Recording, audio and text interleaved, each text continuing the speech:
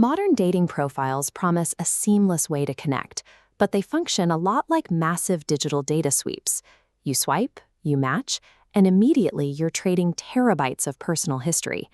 By the time we hit our 30s, we aren't blank slates anymore. We are dense, heavily encrypted datasets. Our personal histories have grown so complex that they can't simply be skimmed over a casual cup of coffee.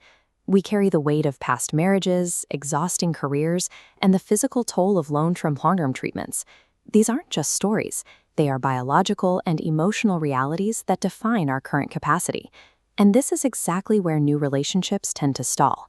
We bring so much high-resolution reality to the table that a new partner simply cannot process all of that information at once.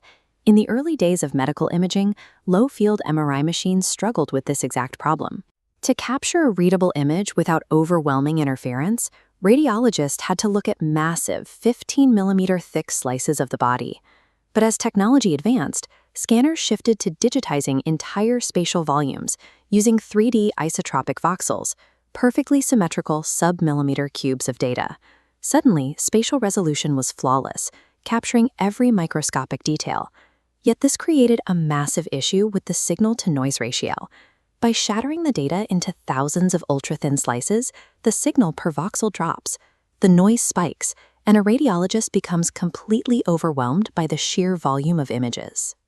Dumping our raw, unfiltered life experiences onto a romantic partner causes the exact same drop in signal-to-noise ratio.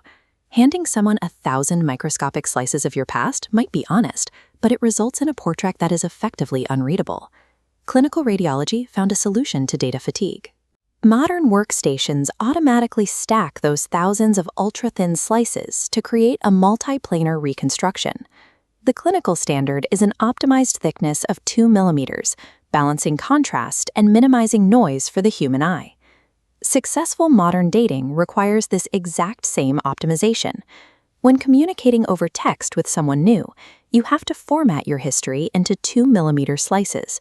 For example, instead of sending a heavy text explaining that your daily life feels exhausting and completely empty, you filter that reality into relatable, bite-sized truths. You mention finding peace when your paycheck finally clears, or the quiet relief of escaping a toxic coworker for the weekend. Refining your vulnerability into a 2-millimeter slice treats the listener's attention with respect, offering the truth in a format they can actually digest and hold. Consider a high-stakes communication scenario. You accidentally send a photo of your ex-wife to a new romantic interest. Lying or over-explaining the entire traumatic history of your past marriage degrades the image quality of the interaction. You're adding noise to a situation that requires a clear signal. The 2-millimeter approach offers a concise, confident slice of truth. You casually admit it was an old photo you tapped by mistake, acknowledging reality and preserving trust without causing emotional overwhelm. This logic also dictates how we bridge the gap between high-pressure worlds, like a physician communicating with a nurse after an intense gastric perforation case. Instead of offering a generic "good job," you stack the data properly. You recognize the specific clinical markers she managed, how she tracked the rising heart rate and blood pressure despite the patient's underlying confusion. True clinical empathy and deep romantic connection happens when you actively format your words to match your partner's exact intellectual and emotional frequency. We can see this same progression in semiconductor manufacturing, specifically in what engineers call front-end production. Early dating operates exactly like this front-end process.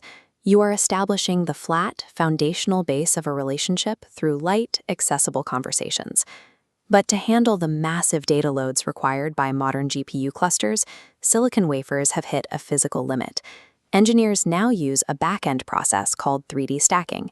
To handle the massive emotional workloads of adult life, a partnership must eventually evolve into this same 3D architecture.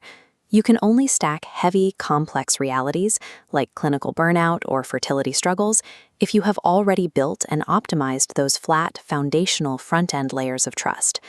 True romantic intimacy is not achieved by dumping every unfiltered ounce of your past onto another person. Love is a deliberate process of optimization. It requires the same precision as a 2-millimeter MRI reconstruction or a 3D stacked microchip. Real love means knowing your partner's capacity and honoring their stress. It is the work of presenting your true self at the exact frequency they can understand, hold, and cherish.